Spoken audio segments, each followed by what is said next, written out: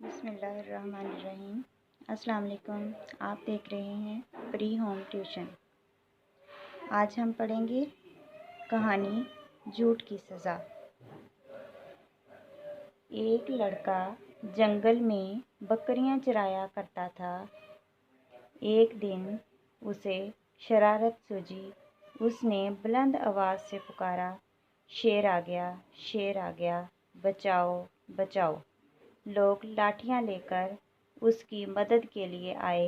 जब पहुंचे तो उन्हें देखकर लड़का हंसा और कहने लगा, मैंने तो मजाक किया था।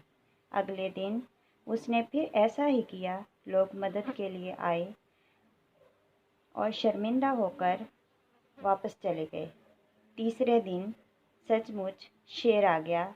उसने मदद के लिए बहुत शोर मचाया, लेकिन कोई भी उसकी मदद को ना आया।